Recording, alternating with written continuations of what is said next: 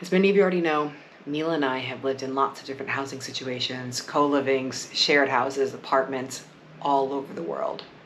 And in many of the shared spaces we live in, we exist with dogs. And we have never had a problem until today. Are you okay? I love you. She's so spooked she won't even come in the room. Mila's not hurt.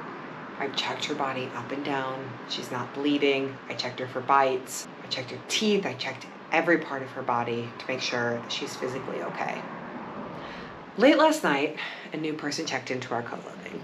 He has a dog named Cooper. Cooper is like a 2.5-year-old Australian Shepherd sort of being. Has a lot of energy and not a lot of training. This morning, I was in the bar area of my co-living, making my morning tea. Mila was sitting on the bar, supervising my efforts, as she does. And this dog came barreling in. I mean, like, tried to jump at her while she's just sitting up on the bar. Mila runs off, the dog chases her. I chase both of them. Finally, the owner, comes and gets his dog. And he's like, if she doesn't run, he won't do anything. And I'm like, well, a being 10 times your size is fucking running at you full speed. What would you do? Would you just stand there? So this afternoon, when Mila and I came back out of our room, I was working on my computer and she's basically just sitting next to my feet. Once again, this dog comes absolutely barreling out of nowhere. I hear her screaming, the dog's barking. I'm sprinting through the house trying to grab them. Finally, again, I don't know where the owner was at this time, but he gets his dog. Mila's nowhere to be found. Now, luckily, Mila has an AirTag, so I was able to get my phone, use my Find My Items or whatever, and I ended up tracking her into a tree that she had run up.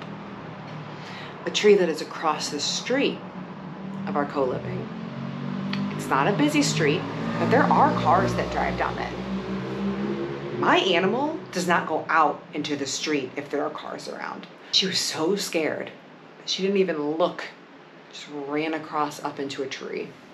I was able to get her, got her in the room, because I checked her up and down. She's okay. She is obviously scared. And I am furious.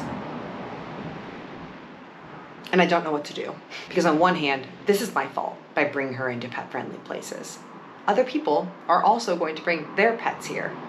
But we've had 3 dogs here with no problems. We've lived in many pet-friendly places with dogs, and we've never had an issue because the owners watch their dog. But I also recognize I have a cat, and cats can trigger dogs. It's been in cartoons for 100 years now? I love the place Mila and I live. I just was singing its praises in the last video, and nothing has changed. I adore this place. But I'm not going to force her to coexist with an animal that scares her. I guess this is just one of these situations that we'll have to deal with place to place. But in 18 months of traveling, again, living with many dogs, this is the first one that we've had an issue with. So I'll keep you updated. But it's been a pretty tough day.